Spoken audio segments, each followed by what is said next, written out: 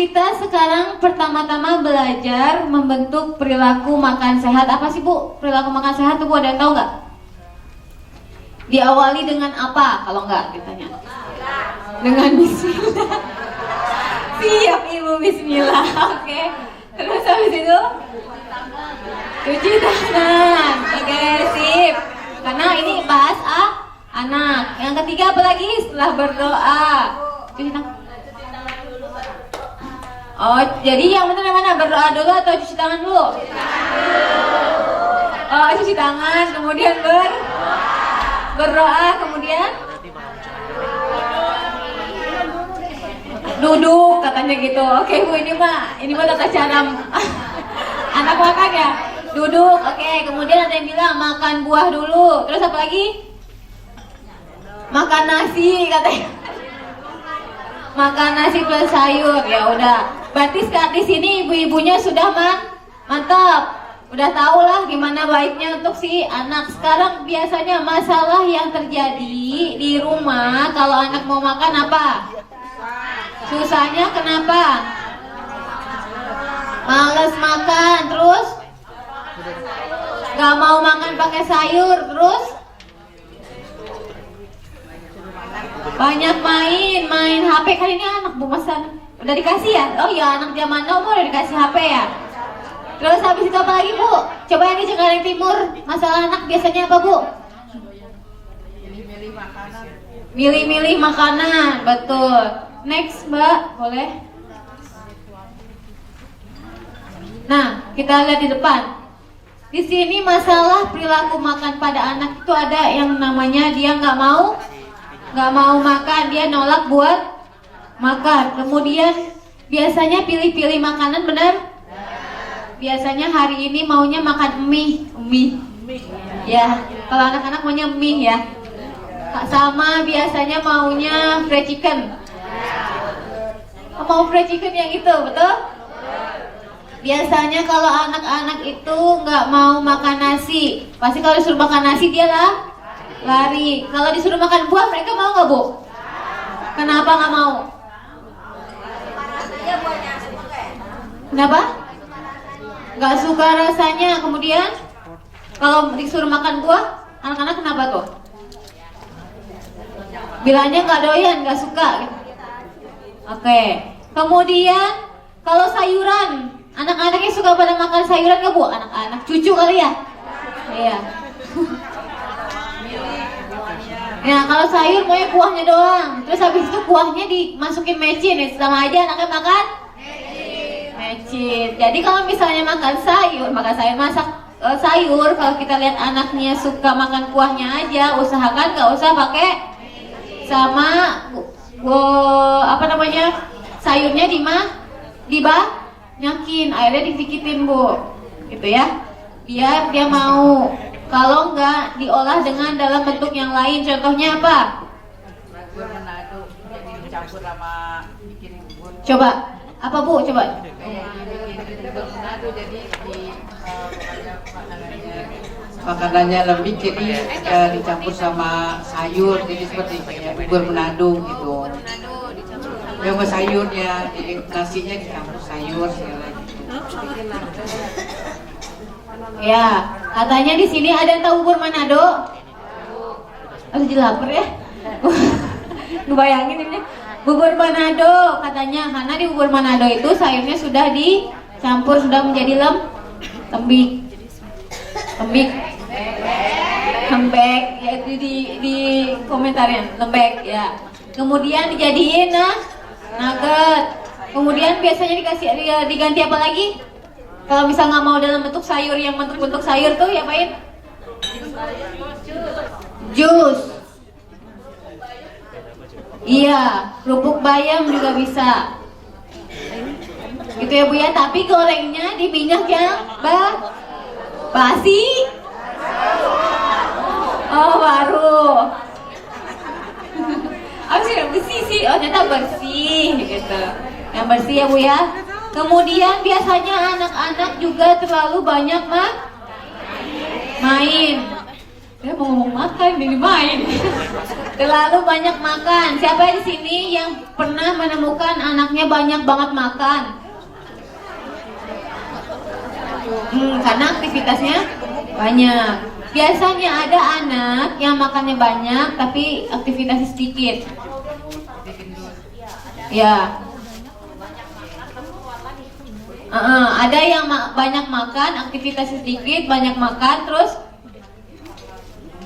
muntah, dimuntahin lagi. Jadi nggak ada yang masuk tetap ya Bu ya. Kayak gitu. Itu masalah juga. Kemudian ada yang menunda makan, bener nggak? Biasanya makan siang. Misal namanya Dwi makan gitu kata mamanya gitu ya. Dwi ya fotografernya langsung nengok gitu kan. Dwi makan kata mamanya gitu. Terus ntar Rama lagi asik gitu. Terus itu ntar Rama mau perang dulu gitu. Biasanya kayak gitu kan ya kalau udah megang HP ya. Atau biasanya kalau anak-anak yang masih kecil, ayo makan, dia lari kemana gitu. Benar kan? Benar. Kemudian tantrum saat makan. Tantrum itu apa Bu? Tantrum temper namanya. Nama lainnya tantrum temper. Itu adalah anaknya suka marah-marah. Jadi perubahan psikologis emosional.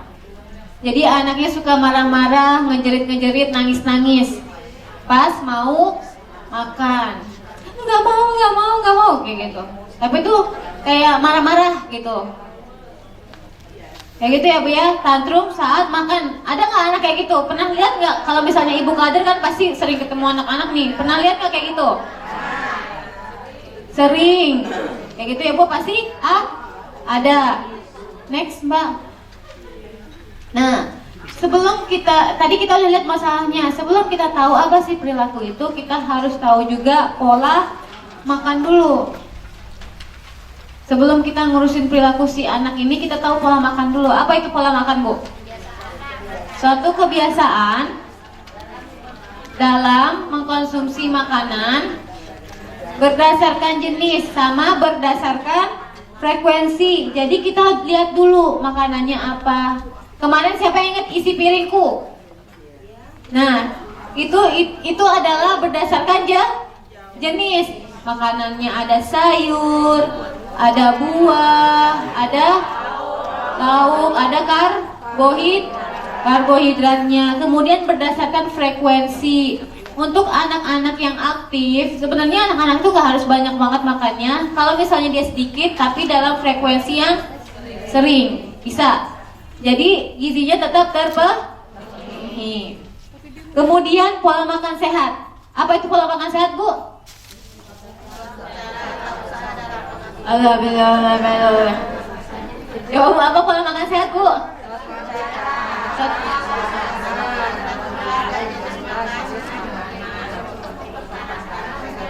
Oh ya, maaf ya Bu, itu mencegah. Jadi cara atau usaha dalam pengaturan jumlah dan jenis makanan untuk mempertahankan kesehatan, status gizi dan nutrisi untuk mencegah penyakit.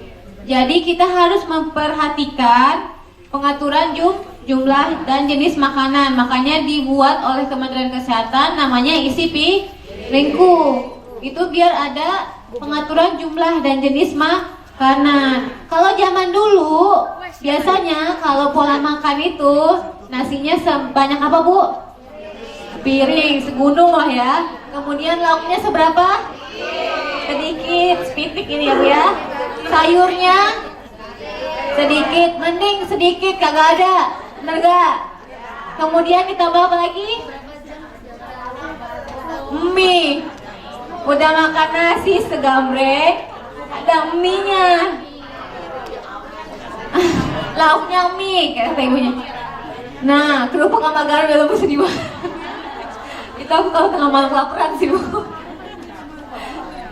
Kerupuk sama garam sama kecap apalah kayak gitu ya. Kadang tuh nasi sama telur sama kecap, bener gak? Benar. Itu ada mbak-mbak yang di tengah ini siapa ya?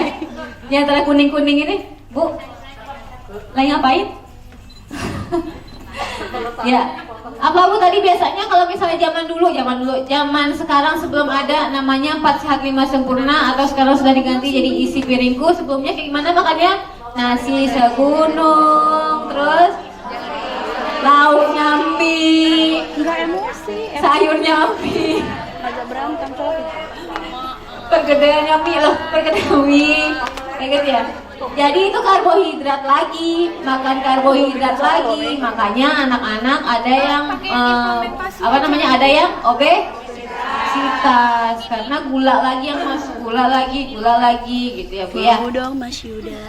Jadi pola makan sehat itu pengaturan jumlah Mau celok. dan jenis makanan biar si anaknya sehat dan Lah itu mah punya aku yang kuat menghadapi hidup.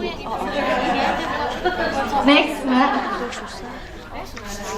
Next. Nah, ini dia. Akhirnya setelah kita tahu pola makan yang sehat itu apa, pengaturan jumlah dan apa tadi Bu? Pengaturan jumlah tadi, pola makan sehat apa Bu?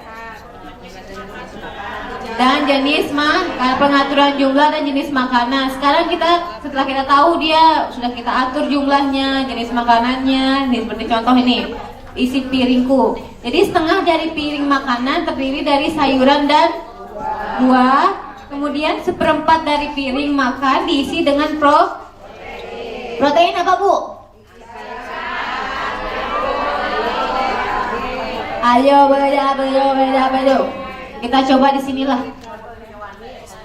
Kalau misalnya protein apa aja Ibu?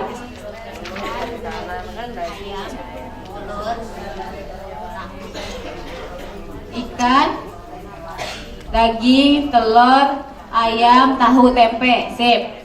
Kemudian seperempat dari piring makan itu dipenuhi dengan biji-bijian utuh dari contohnya beras, gandum atau pasta itu sama aja karbohidrat. Jadi jangan kayak zamannya ibu-ibu waktu muda gitu ya.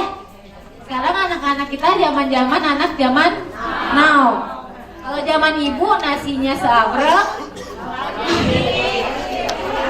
Ya benar kan Bu ya? Saya aja ngerasain dulu kayak gitu maksudnya. Nah sekarang buat kedepannya, buat cucu-cucunya, buat tetangga-tetangganya yang punya anak, kita harus berusaha membuat mereka menerapkan isi piringku. Jadi setengahnya sayuran dan buah, seperempatnya itu protein, seperempat lagi karbohidrat. Nah sekarang kita lihat apa sih perilaku makanan itu? Perilaku makan. Sening semuanya. Perilaku makan apa tuh Bu? Pandangan seorang terhadap makanan serta sikap seorang memilih makanan untuk dikonsumsi agar sudah ada.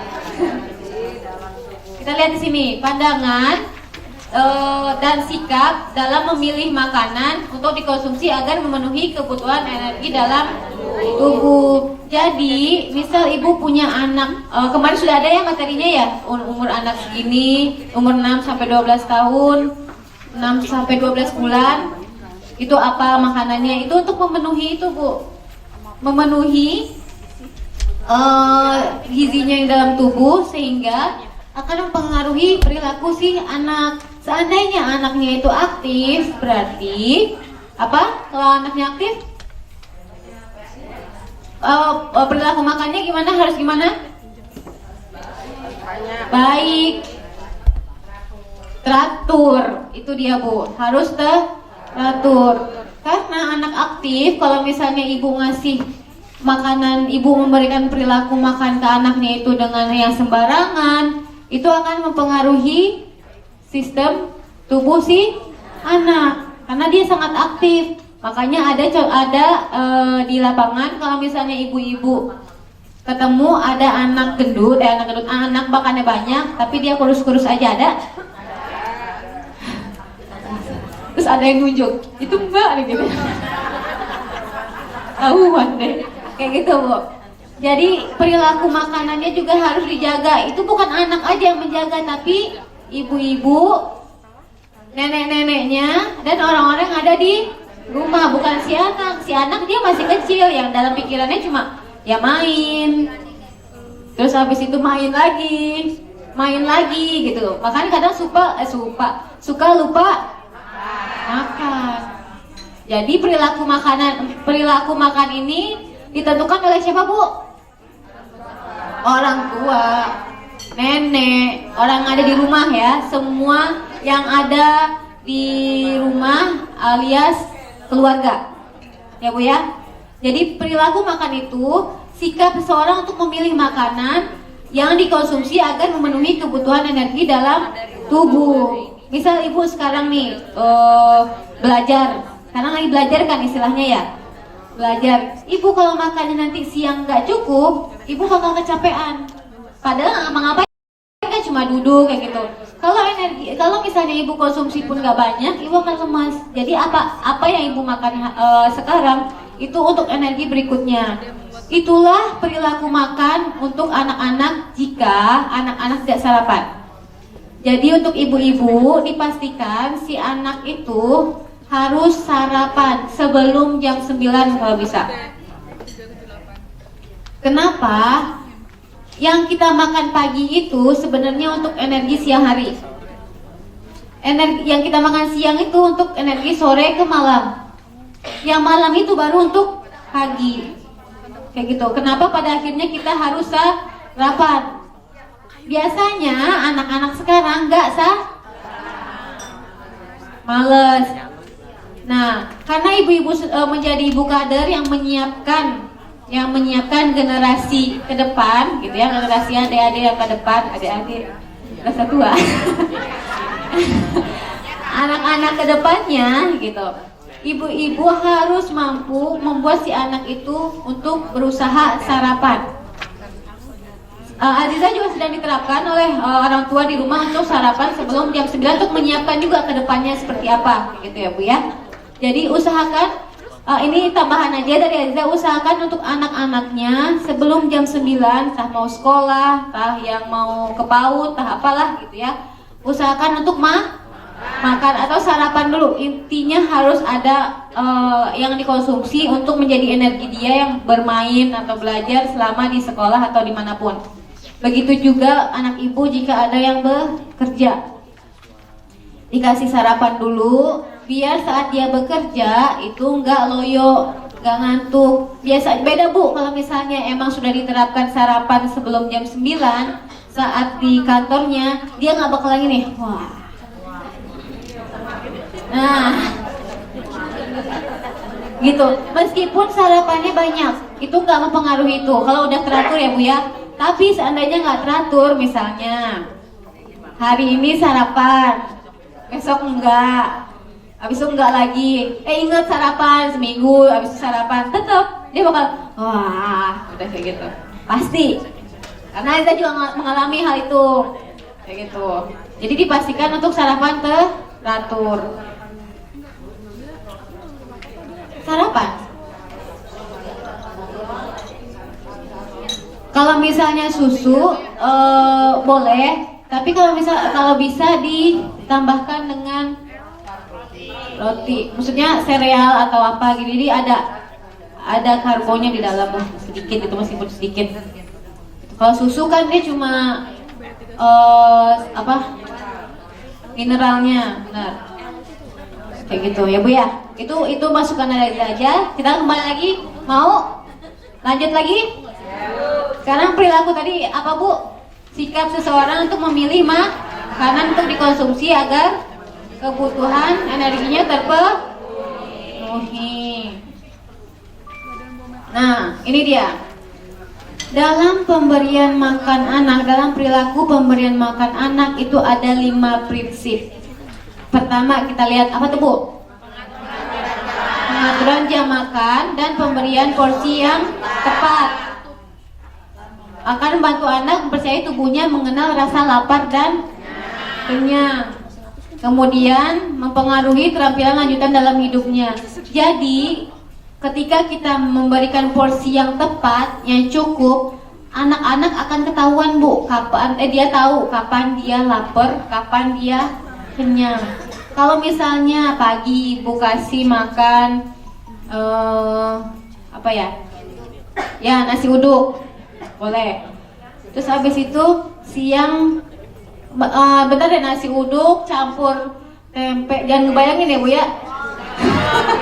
Nasi uduk campur telur, campur orek tempe, campur kerupuk. Banyak tuh ya Bu ya. Terus abis itu besokannya ibu kasih nasi goreng. Tapi nasi goreng doang, nggak banyak kayak sebelumnya. Dia nggak tahu kapan saya lapar sampai kapan saya kenyang karena beda porsinya. Kalau ibu mau itu porsi siang sama, porsi malam sama, pagi sama. Kalau misalnya pagi, biasanya kalau pagi itu kan ada pengecualian ya Bu ya. Setelah dia sarapan jam 10 biasanya dia udah serengek-rengek makan mah gitu. Ya kan? Nah itu baru dikasih makan pagi. Kayak gitu. Beda, sarapan itu dia untuk energi dia menuju ke siang hari. Setelah itu kasih makan pagi itu energi dia untuk siang hari. Dijamin meskipun dia nanti jam 10 makan, jam 12 ke jam 1 dia tetap akan lapar. Kalau dia sudah mengenal rasa lapar dan kenyang karena teratur. Sudah paginya sarapan, kemudian jam 10 dia makan. Kalau bahasa gaulnya brunch ya. Dia ada sarapan, makan pagi, kemudian dia ada makan siang, ada makan malam. Sore biasanya dia ngemil Bu. Anak-anak tuh biasanya ngemil dikasih cemilan. Nah, pisang goreng pakai teh manis kan? Jangan teh manis Bu. Kemarin gimana teh manis katanya dia menghambat apa? Menghambat penyerapan. Jadi diusahakan untuk anak-anak itu boleh susu, boleh air putih, air mineral maksudnya, air bening ya Bu. Bukan air putih, serem juga air putih tuh. Aku ngebayangin tuh hal-hal yang lain gitu air putih. Gitu ya Bu ya. Jadi biar anak-anak itu mengenal rasa lapar dan kenyang. Jadi nggak ada keinginan untuk makan lagi gitu. Itulah kalau misalnya ada anak yang makan lagi itu penyebab dari makan tidak teratur kemudian jadi obesitas. Tuh. Kita lihat yang kedua. Mengenalkan variasi makanan dengan berbagai rasa, warna, tekstur, sehingga akan membentuk keseimbangan dan kebiasaan pola makan sehat. Ini biasanya buat anak-anak yang sedang belajar makan. Jadi biasanya anak-anak itu kan dari yang hambar, bahkan jangankan hambar, kita sendiri aja makan nggak mau. Benar nggak Bu? Misalnya lagi bikinin MPASI, contohnya, ibu-ibu mau nggak makan MPASI itu? Nggak ada kan bentuk sendiri kan, berasa juga enggak gitu ya kan, gitu. Jadi dikenalkan pelan-pelan, kayak kemarin juga sudah dijelaskan itu yang apa dari 6 sampai 8 bulan apa makanannya kayak gitu. Itu dikenalkan variasi makanannya dari yang lembek, kemudian habis itu agak ada keras-kerasnya, biasanya tuh dari wortel ya, atau nggak dari ati biasanya. Ati itu kan dia masih ada gerinjil-gerinjilnya tuh, kayak gitu. Dikenalkan rasanya, kemudian mulai dikasih garam, mulai dikasih apa? Gula, kirain dikasih ikan asin tadi aku dengar. Jauh. Kayak gitu ya Bu ya, mulai dikenalkan ke anak-anak ibu, bukan ke cucu-cucu ibu gitu. Ada yang ketiga apa Bu?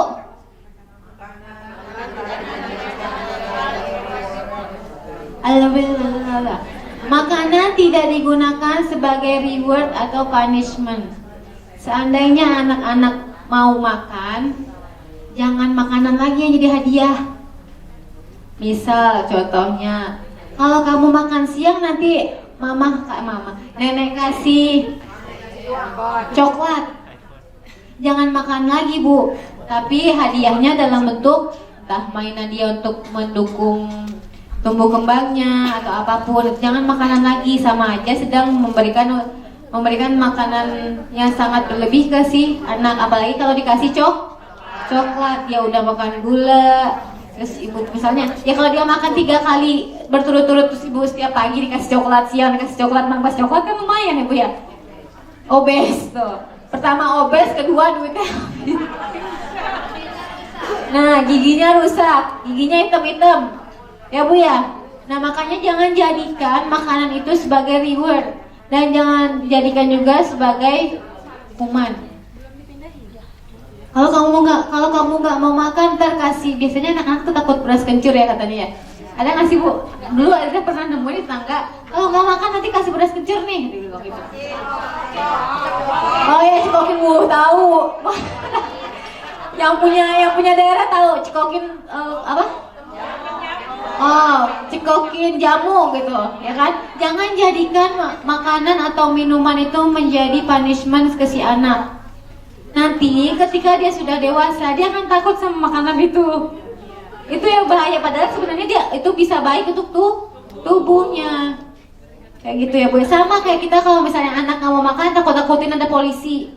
Sampai dia gede itu nggak bakal berani sama polisi, bener nggak? Kayak gitu, jangan takut-takutin dengan hal yang sebenarnya itu bisa baik-baik saja ke depannya, tapi jadi takut. Gitu ya Bu ya? Oke. Yang keempat apa Bu? Melalui teladan orang tua, belajar pola makan yang baik dan memilih makanan sehat yang dimulai, yang diteladani oleh orang tuanya. Di ini ibu-ibu di rumah makannya pagi-pagi udah goreng mie, gorengan. Padahal dia teladannya adalah ibunya di rumah, neneknya di rumah. Jadi usahakan jika ibu-ibu ingin anak dan cucunya sehat, itu dimulai dari ibu-ibu kader yang ikut pelatihan di sini. Ibu jangan mau anaknya makan sehat, ibunya makannya seenak jidatnya aja gitulah ya. Senemunya. Kalau ibu ingin anaknya itu sehat, cerdas, habis itu aktif, ibu harus mencontohkan yang baik dulu ke si anak. Jangan sampai ibu pengen anaknya cerdas, sehat, aktif, ibu pagi-pagi udah makannya udah nyari gorengan. Kemana tuh gorengan ibu ini gitu. Goreng sama kesan. Oh, jangan Bu, nanti pisang goreng. Enggak kok, saya nggak mau pisang goreng kayak gitu. Nanti saya kena juga Bu, gitu kan. Jadi kita umumkan saja di gorengan. Biasanya kayak gitu kan. Terus habis itu sama kalau ibu-ibu masak di sini pasti pernah menilai lingkungannya atau masyarakatnya dengan tingkat hipertensi tinggi atau DM yang tinggi. Itu dimulai dari siapa Bu biasanya? Dari yang masak ya kan?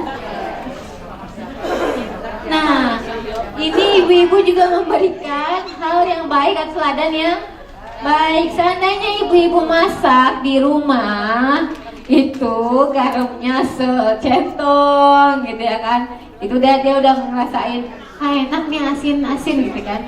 Sampai dia tua bakal makan yang itu juga, bener nggak?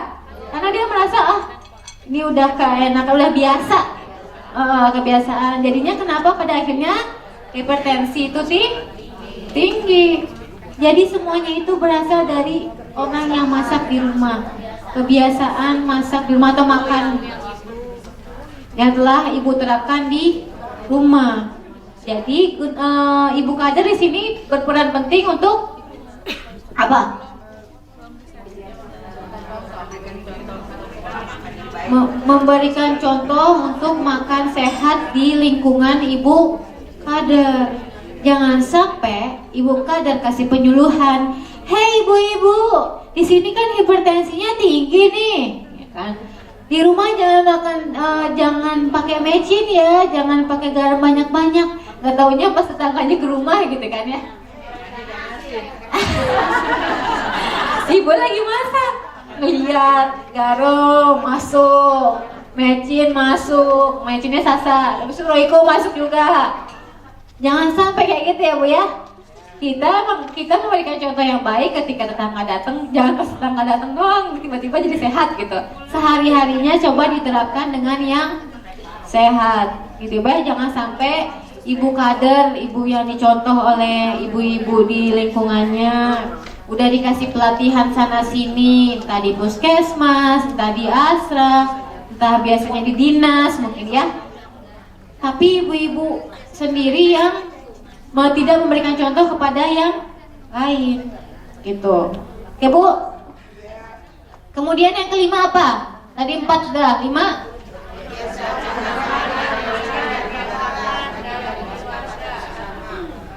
Adanya kesepakatan bersama dalam membentuk kebiasaan makan. Sebagai contoh, anak-anak zaman sekarang biasanya makan megang gadget. Kalau nggak megang gadget, nonton TV. Benar kan?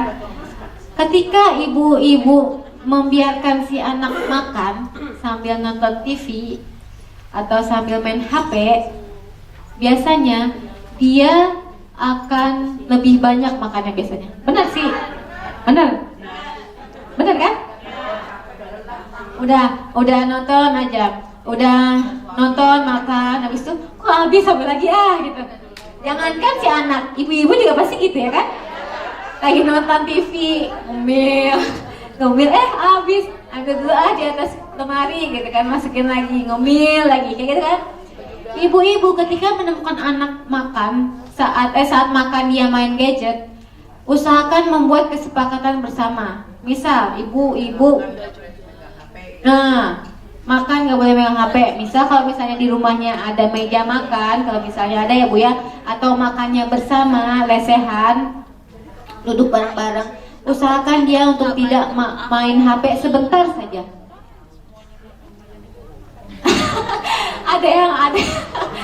ada yang nyotok apaan? Kalau misal di rumah makanya pada di kamar. Nah, pada masing-masing.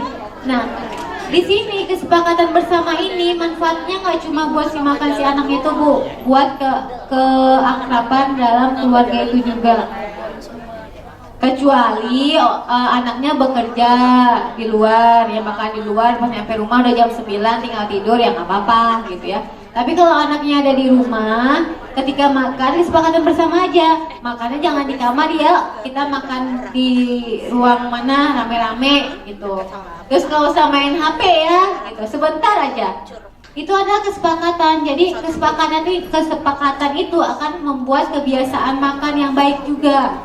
Jadi dia tahu, oh saya harus makan segini, oh kemarin saya kurang makan ini nih, dia tahu, dia ingat. Kalau misalnya sambil main gadget, sambil nonton TV, dia nggak akan tahu tuh dia tadi makan apa, makannya seberapa, apa makan nasi pakai mie. Dia nggak sadar, masuk aja, masih ada nih belum kenyang, ambil lagi, kayak gitu biasanya, ya kan? Iya. Jadi usahakan 5 prinsip pemberian makan pada anak ini diterapkan, diusahakan di dalam proses, kalaupun panjang susah memang, tapi diusahakan seperti ini. Untuk apa? Kita biar si anaknya itu apa tadi Bu? Sehat, kuat, cerdas, aktif. Jadi aktifnya tuh nggak cuma aktif aja gitu, tapi memang aktif yang dari energi dia setelah dia makan. Nah, tadi di sini dijawabkan, makanan tidak digunakan sebagai reward dan punishment. Nih, reward pada anak itu buat ibu mengganti biar nggak makanan, dia ada 3 nih. Hadiah langsung.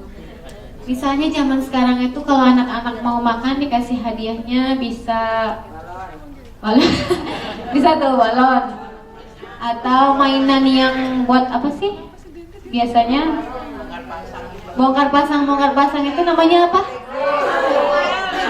Oh, puzzle, Lego. Kalau misalnya ada duitnya Lego. Biasanya kalau misalnya nggak ada, maksudnya duitnya nggak sebanyak buat beli Lego, bisa buat puzzle. Kan abang-abang ada ya Bu ya? Abang-abang. Di abang-abang ada kan Bu ya? Puzzle. Nah itu kasih hadiah kalau misalnya mau makan, kasih hadiah langsung misalnya puzzle. Kan dia mikir tuh, ngurusin puzzle itu kan mikir, disama enggak, ini di mana posisinya, kayak gitu ya Bu ya. Dikasih hadiah langsung, bukan makanan. Kemudian pujian. dia habis makannya, makan sendiri habis pula. Dikasih pujian, hebat, pinter, makannya habis, kayak gitu ya Bu ya. Kenyang gak? Gitu ditanyain. Pasti mereka tuh ya senang, itu juga sebagai bonding ibu ke si anak atau si cucu. Jadi mereka merasa, oh iya ada yang perhatian sama saya. Anak-anak meskipun dia cuek-cuek aja Bu, dia akan merasa. Dan itu akan membuat dia lebih nempel ke ibunya. Ketika dia ada masalah, jadi dia akan cerita ke si ibunya. Oh, ibunya atau neneknya perhatian nih, makan saya aja suka dibilang pinter. Kadang ketika kita memberikan pujian, si anak itu akan semangat juga nanti ketika makan kembali. Kalau dia makan malam, dia akan semangat. Nanti makan malam kalau habis bakal dipuji. Wah pinter gitu. Dia bakal membayangin, wah nanti malam bakal dipuji nih, enak nih gitu. Habisin makannya. Kayak gitu. Jangan dikasih makanan. Kemudian token. Token itu contohnya apa nih Bu? Jadi ibu-ibu di sini berkreasi di rumah. Jadi ibu-ibu bisa menjelaskan ini lagi ke orang tua yang ada di rumah. Dibuatkan kreasi seperti ini. Misal hari Senin makan paginya habis, kasih bintang-bintangan ini ditempel di rumah. Kemudian kalau sampai Sabtu sudah full, ada 5 atau ada 6 gitu. Misalkan 3 kali makan ya, pagi, siang, malam. Misalnya Senin pagi, siang, malam, oke sudah tempel. Sampai di hari ke-7 atau terserah ibu entah hari ke-3 dapat apa. Jadi di hari ke-7 itu dikasih hadiah. Apa tadi misalnya kayak tadi puzzle, mainan. Yang mainan dalam artian yang memacu kreatifnya dia. Jadi mereka akan tahu, oh iya kalau misalnya saya habis makannya, saya akan dapat bintang atau enggak gambar hewan-hewan ini, gambar ikan. Oh saya akan dapat bintang nih, kasih bintang. Tadi dia tempel, jadi ibu-ibu setelah bikin dalam bentuk kertas, kemudian dikotak-kotakin, diwarna-warnain sama dia juga, bikinnya sama dia juga Bu. Jadi gunanya kertas ini apa Nek? Misalnya kayak gitu kan. Diwarnain bareng-bareng. Ini buat kalau misalnya nanti kamu makannya banyak, makannya habis. Ini bakal dapat bintang yang bakal nanti di akhirnya nih bakal nenek kasih mainan atau ibu kasih mainan kayak gitu ya Bu ya. Nah kemudian dalam penerapan reward dibutuhkan konsistensi orang tua atau keluarga. Jadi setelah ngomong itu beneran dilakuin. Jangan dibohongin. Anak-anak itu ketika dibohongin sama kayak kita Bu, sebelnya itu bukan marah-marah mama ini, bukan. Dia bakal mogok makan. Mogok yang kita udah ajarin itu bakal mogok dia. Dia nggak percaya lagi sama ibu, nggak ada gitu. Bohong ya biasa anak gitu. Mama bohong nenek bohong gitu. Nah, kan kayak gitu. Oke. Kemudian reward yang digunakan disepakati bersama dengan anak. Misal dari awal udah ngomong, misal pakai token tadi. Dari awal udah ngomong kalau full sampai hari Minggu makannya banyak habis sampai hari Minggu dapatnya ini. Jadi sesuai yang disepakatin sama yang sesuai dengan yang sudah kita omongin. Jangan bohongan Bu. Ketika kita udah ngebohongin anak dari kecil sampai gedenya, dia akan sulit percaya sama orang kayak gitu. Jadi bahkan dia ikut bohong juga. Makanya semua itu berasal dari rumah. Terus habis itu perilaku makan juga diharapkan disampaikan secara spesifik ke anak. Makan habis itu apa aja, ada nasi tadi yang isi piringku gitu. Diajarin yang baik. Dan untuk buah, untuk sayuran nggak usah yang mahal-mahal Bu. Pisang ada kan, paya, semangka gitu, nggak usah yang mahal-mahal. Misalnya yang anggur lah, kiwi lah, stroberi lah, nggak usah mahal Bu, mahal kayak gitu ya Bu ya, spesifik. Jadi diajarkan pelan-pelan, tapi nggak harus yang mahal. Misal yang biji-bijian, yang proteinnya tempe, tahu kayak gitu, nggak usah yang mahal-mahal. Kalau misalnya ada rezeki mau ditambahin daging atau ayam kayak gitu ya Bu ya. Next. Nah, ketika kita memberikan perilaku makan pada anak, jangan lupa ibu-ibu atau nenek-neneknya atau ibu nanti ketika memberikan penyuluhan ke orang tua, mereka untuk diingatkan untuk sabar. Anak-anak itu memang akan seperti itu Bu, di otaknya emang main doang. Kecuali ketika dia sudah mulai beranjak dewasa. Anak-anak itu mau apapun di otaknya cuma main.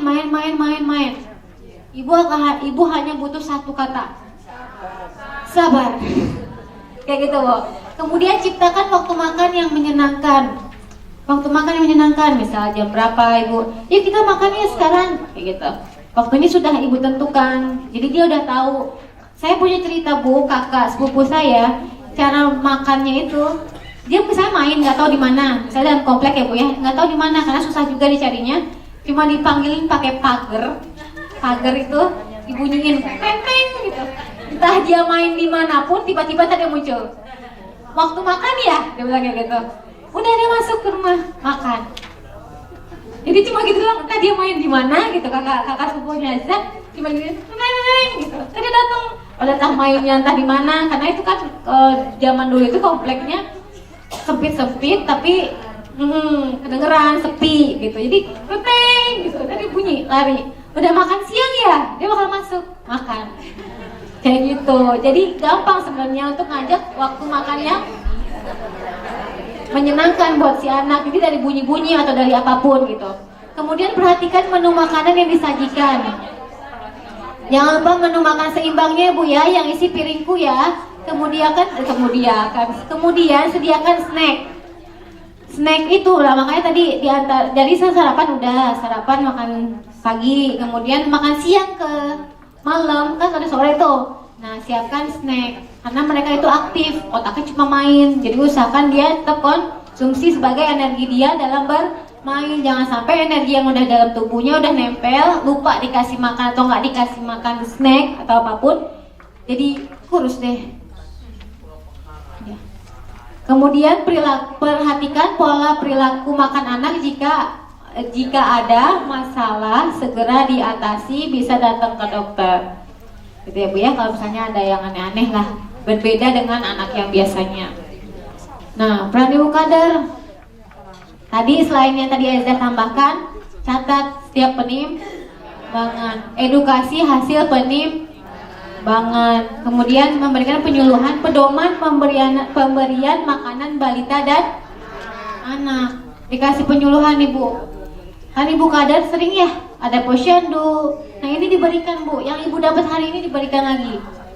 Gitu ya Bu ya. Kemudian melakukan kunjungan rumah untuk memantau perkembangan kesehatan balita. Misal dia nggak datang atau dia memang sudah umur 1-2 tahun, terus Ibu melihat ada yang aneh, yang kurang gitu, datengin coba makannya apa. Nah, yang Ibu dapat sekarang berikan lagi ke orang tuanya.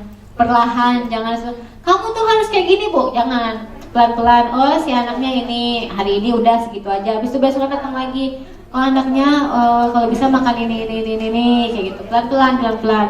Karena sama, kalau misalnya orang tua yang lain, kalau kita langsung bilangin kamu harus gini, pasti apaan sih, orang saya biasa aja, saya sehat-sehat aja gitu kan, kayak gitu. Jadi pelan-pelan biar dia, si orang tua itu juga ngelihat ada proses yang berbeda, gitu ya Bu ya. Oke, itu saja. Ada pertanyaan? Ada pertanyaan Bu? Oh ya.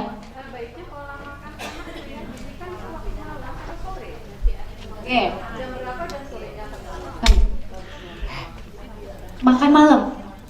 Makan malam sana. Diusahakan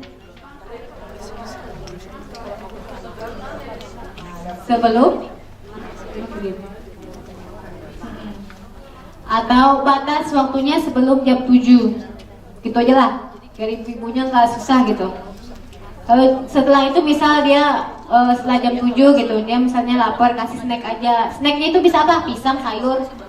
Terus habis itu apa lagi? Roti, biskuit, puding.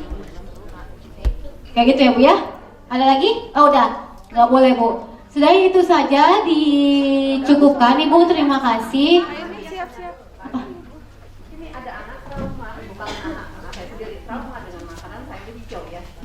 Pernah makan brokoli sekali pada waktu kecil, dia katanya terasa pahit, baru saya coba. Sampai sekarang sama kalau melihat sayur hijau. Kalau makan itu langsung muntah. Sekarang udah dewasa, sudah umur 30, tapi kalau makan sayur hijau di meja itu udah pahit kalau sayur hijau. Oke. Gimana menghilangkan trauma itu? Kalau misalnya si anak, misal ibu kalau waktu kecilnya ditakut-takutin nggak bu? Ditakut-takutin nggak? Jangan makan sayur gitu? Oh enggak. Jadi si anak itu memang di beberapa hal dia pernah merasakan pahit setelah itu, atau dia udah kebanyakan gumoh muntah. Nggak banyak, Baru makan sedikit dia merasa pahit gitu kan? Saya udah tidak tahu mah, udah Iya, ada anak yang seperti itu. Caranya ibu harus membuat inovasi lain dalam membuat si makanan itu. Dimodelin lain, misal nugget sayuran tadi. hijau-hijau nggak mau. Jadi Nah, ibu harus membuatnya itu jadi berbentuk lain, misal kayak pergedel. hijau ya. Dia nggak ada bentuk hijau. Pinter-pinter ibu. Nugget itu kan bisa ditutupin pakai tepung roti kan, jadi kan nggak kelihatan hijaunya, itu bisa. Nah itu Mbak Hanifah mau nambahin bu. Dibentuk tapi nggak berbentuk warna hijau. Bisa ke jus, bisa juga. Misal ibu buah naga tambahin brokoli, kan nggak kelihatan hijaunya kan? Dia tetap merah. Kayak gitu. Atau dari alpukat, aku nggak kelihatan hijau-hijau juga. Itu ada kok, bisa. Ini ada tambahan lagi buat dari Mbak Hanifah. Iya ibu, jadi sebenarnya takutnya cuma sawi doang atau semua sayuran hijau? Nah, jadi gini, tetap harus anak itu makan sayuran hijau, tapi jangan dicampur juga untuk jadi tepung atau jadi nugget. Jadi tetap harus, karena zat hijau itu akan rusak kalau dimasak, gitu kan? Jadi karena dia makan sawi kan ada yang pahit ya bu ya, jadi kayak macam pakcoy gitu, dia pahit. Coba maksudnya dibuat biar dia itu makannya kayak sayur bayam kayak gitu, sayur bayam. Nah kalau trauma kayak gitu, itu tuh sebaiknya ya pelan-pelan aja bu gitu. Nah kalau 30 tahun gak usah dibahas bu. Dari kecil, iya. Nanti kalau nanti ada kasus seperti itu, tetap ibu coba terus, karena anak itu akan berubah, gitu. Jadi saya dulu tuh takut banget sama pare, gitu kan? Iya, saya tuh dulu takut sama pare, gitu kan? Pas parenya ada di somai, gitu kan? Ada di somai kan dia direbus, itu nggak akan hilang kan zatnya bu. Jadi direbus. Jangan dimasak, digoreng, karena zat besi itu akan rusak kalau dia digoreng. Ya, jadi direbus, terus direbusnya tuh di dalam bentuk dimsum atau somai gitu bu. Tapi jangan banyak tepungnya, ingat karena kita mau makan sayuran, bukan makan karbohidrat, gitu. Oh banyak itu bu tepungnya kalau bakso. Oh, dagingnya gitu.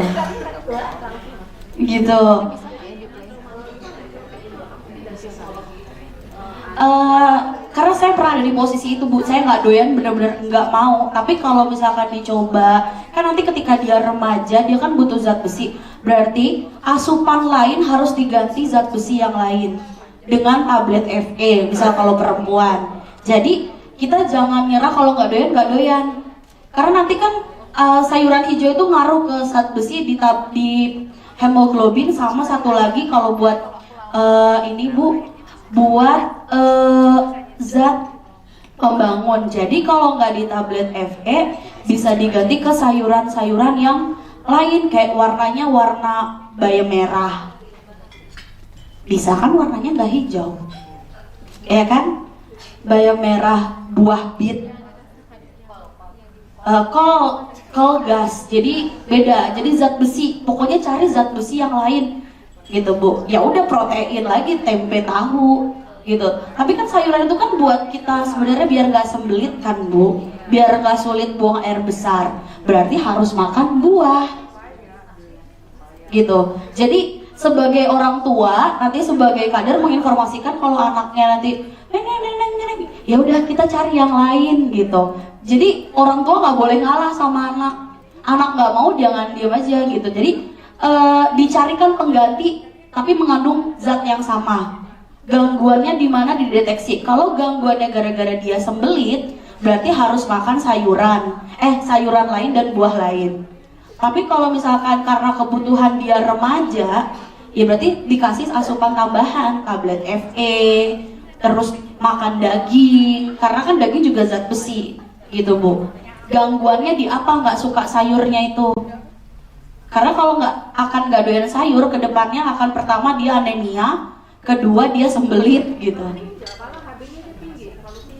Oh ya bagus, berarti nggak apa-apa. Karena sebenarnya sayuran cuma itu doang Bu.